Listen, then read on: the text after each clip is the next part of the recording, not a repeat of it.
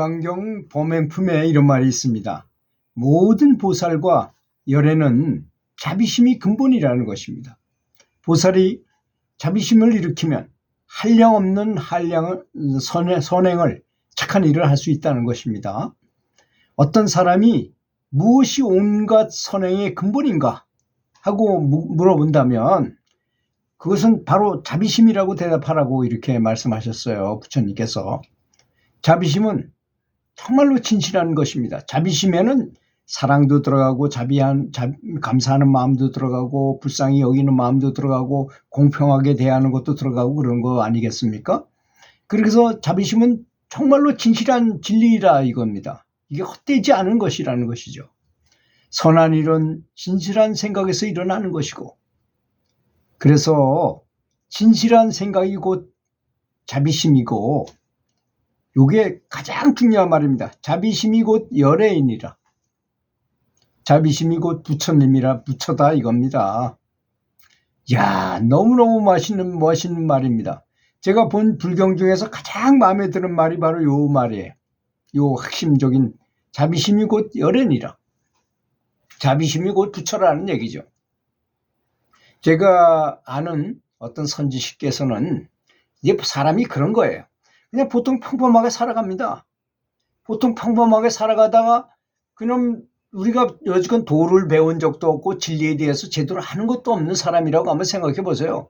뭐 물리학자라든지 뭐 그냥 엔지니어라든지 여러 가지 종류의 직업을 가진 사람이 있고 대학원 나오고 박사학위를 받았다 하더라도 평범한 인생을 살아갑니다. 누구처럼 맛있는 거 먹으러 다니고 예쁜 이성이 있으면 서로 사귀고 싶어하고 또 승진하고 싶어하고 돈도 많이 벌고 싶고 이렇게 살아가는 것입니다.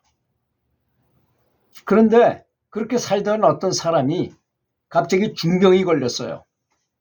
병원에서 아무리 병원을 많이 다니고 대학병원 좋다는 병원 다 다녀도 원인을 모르고 고칠 수가 없는 거야. 도저히 이제는 안 되니까 집에 가서 죽을 준비를 하세요. 이런 처지가 돼버린 겁니다. 그래서 집 안에 들어가서 가만히 43살밖에 안 된 사람이 집에서 죽으라 그러니까 얼마나 한심합니까? 그 집에서 자기 스스로에 대해서 생각해 보는 거야. 나는 누구인가? 나는 과연 어떤 존재인가? 그러다 이제 이 생각 저 생각 계속 생각하다 보니까 내가 가장 일생에서 행복했던 때가 언젠가를 이렇게 생각해 보게 됐답니다. 그랬더니 그때가 바로 버지니아라는 아가씨랑 서로 연애하면서 첫사랑해서 서로 풀밭에 가서 싹 누워가지고 팔짱을 다 이거 팔베개라고 서로 누워있을 때 그 행복감, 너무너무 행복한 느낌이 들더래요. 그런데 문제는 43살 되니까 그 여자는 이미 다른 사람한테 시집가가지고 애 낳고 잘 살고 있고 그 사람하고는 아무 관계가 없는 사람이더라 이겁니다. 그런데 왜 그 버지니아하고 그 풀밭에 누웠을 때 그렇게 행복했을까를 생각해 보니까 내가 그녀를 사랑했기 때문에 내가 행복했구나 하는 것을 알게 된 것입니다. 그래서 이 사람이 큰 통찰력이 일어나서 그러면 사랑하면 되겠네. 뭐든지 간에 사랑하면 내가 행복해질 수 있겠네. 이분이 이 열반경의 범행품을 안 받는데도 그렇게 생각을 한 거예요. 지금 여기서 말하는 것이 자비심이 곧 열애라 했으니까 자비심이나 감사함이나 뭐 사랑하는 마음이나 다 똑같은 거잖아요. 따지고 보면 현대어로 그냥 보면 그냥 감사한 마음, 사랑하는 마음 이런 거 될 거 아니겠습니까? 그래서 이 사람이 뭐든지 사랑하는 거야. 어떤 것이든지 간에 사랑해보는, 문짝에도 사랑하고 집에도 사랑하고 내 몸에도 사랑하고 내 몸속에도 얼마나 많은 사랑거리가 많습니까? 눈에도 감사하고 코에도 감사하고 이렇게 따지면 내장도 감사하고 여러 가지 따지다 보면 이 몸에서만도 뭐 한 몇십 가지 금방 나오죠. 발에도 감사하고 손에도 감사하고 손바닥에도 감사하고 뭐 이런 식으로 한다면 그렇지 않습니까? 그리고 어떤 걸 보더라도 감사하게 생각하는 거예요. 전등에도 감사하고 집에도 감사하고 문에도 감사하고 차에도 감사하고 계단에도 감사하고 이런 식으로 이제 계속 감사 훈련을 죽으라고 한 거예요. 이 사람은 행복해지기 위해서 이러면 행복해질 수 있겠구나. 행복해지면 어떻게 될 것인가 하고 이제 이 사람은 이제 죽음을 각오하고 하는 거예요. 이제 사랑하면 행복해지고 행복해지면 무엇인가 이루어질 수 있겠구나 하는 통찰력을 얻은 사람으로서 여러분 결론이 어떻게 나겠습니까? 감사하고 사랑하는 마음 가지고 이분은 도를 깨우쳤어요. 이게 굉장히 중요한 말입니다. 우리는 은산철벽처럼 저거 백장이나 되는 그 높이 있는 저 절벽에서 어쩌고 이런 말 용맹정진이고 이런 것만 생각하잖아요. 그리고 계속 화두를 집중하고 연불을 너무너무 오래 하고 철야 연불을 이런 100일을 하고 만일을 하고 이런 것만 생각하잖아요. 근데 이분은 칼라가 달라요. 사랑을 그렇게 하는 겁니다. 사랑을 화두 들듯이 무지무지하게 깊이 사랑하는 거야. 근데 이분이 체험하기를 어느 날 내가 사랑을 이렇게 하다 보니까 이건 인간으로서 도저히 이 정도까지 사랑하는 사람은 없을 거야 라는 생각이 들더래요. 그리고 더 올라가 그러면 산매에 들어가는데 거기서 다시 일상생활로 돌아오는데 4시간이나 걸리더라는 것입니다. 4시간이나 걸리는 그런 사랑으로 들어갔다는 것입니다. 여러분 4시간이나 다시 내려와야만 일상생활을 할 수 있을 정도가 될 정도라면 어느 정도로 깊이 들어간 걸까요? 산매에. 사랑을 통한 산매에 그렇게 들어갔다는 거 아니겠습니까? 우리는 자비심을 훈련하고 하는 것은 별로 관심 없고 연불만 열심히 하면 된다고 생각을 해요. 전혀 그렇지 않다는 것이 여기 열반경 범행품에 보면 열반경이 무엇입니까? 부처님이 돌아가실 때 열반하 아주 최고의 니르바나를 얻을 때 그런 데 대한 말씀이 아니겠습니까? 자비심이 곧 열애다 이거야. 왜 자비심을 키우는 것을 안 하십니까? 그렇죠? 자비시사, 사무량심 있다. 그냥 이거 알아둬라. 그냥 하면 좀 좋다 이 정도일까요? 아닙니다. 이걸 악착같이 하면 도를 깨달을 수 있다. 이런 부처님이 가르쳐 주신 건 다 너희들도 나처럼 성불을 하라고 다 가르쳐 주신 거잖아요.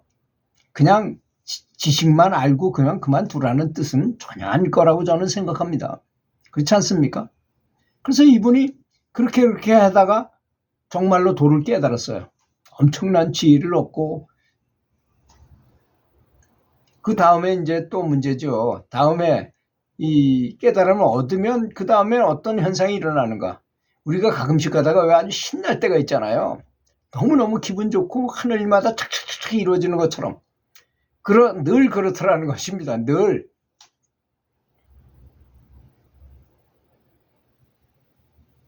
그리고 몸에서는 에너지가 너무 넘쳐나게 몸이 자꾸 떠올라가지고 붕붕 떠버리는 거야. 그래서 그걸 억제하기 위해서 뉴욕 시가지를 8시간이나 돌아다녔답니다.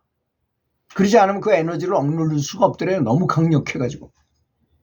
이 라마나 마하르시라는 분이 계시잖아요. 그 마하르시한테 어떤 제자가 질문을 했어요. 아니 크게 깨달으신 스승께서 어떻게 몸을 이렇게 자꾸 떠십니까? 이렇게 말을 했어요. 그랬더니 마하르시가 오히려 반문을 했어요.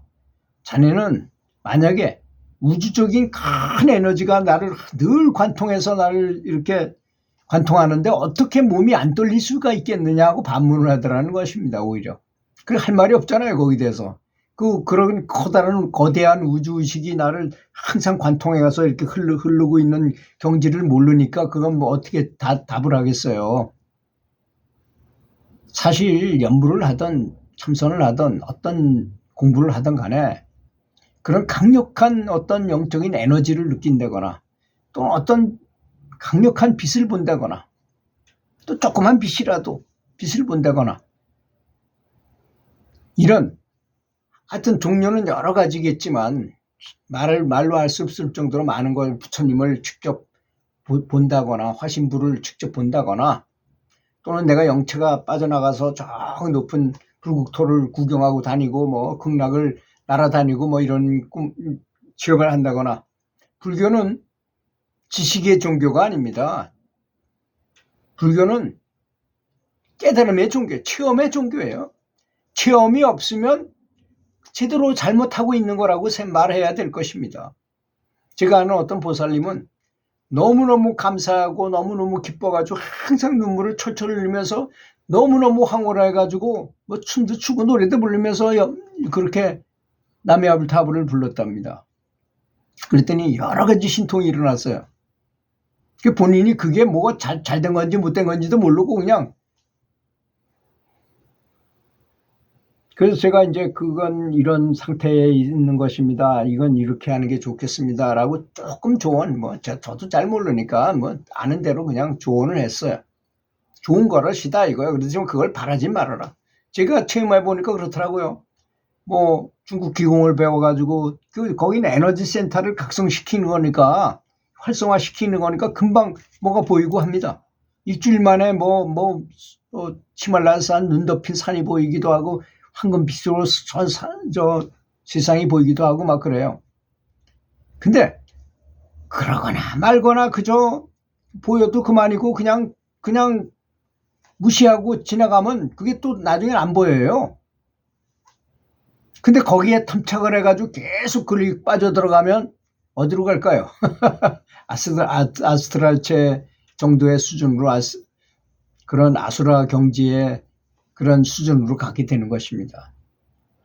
그래도 우리한테도 그렇잖아요. 극장에 아주 재밌는 영화를 상영하지만 나는 뭐에 빠져가지고 다른 데 신경을 쓰고 있어. 눈으로 보긴 봐도 마음이 딴 데가 있어. 그럼 아무 관계가 없는 거하고 똑같은 것입니다. 내 마음의 망상이 아무리 일어난다 하더라도 일어나려면 일어나고 말려면 말아라. 그저 무덤덤해가지고 있는 사람한테는 어떤 영향을 미칠 수가 없는 것이잖아요. 그게 바로 응무소주 이생기심인 것입니다. 금강경에 나온 말이죠. 마음이 아무래도 응하질 않아. 그래 봐야 내가 아무리 보여봐야 나는 아무런 감동이 없고 느낌도 없어.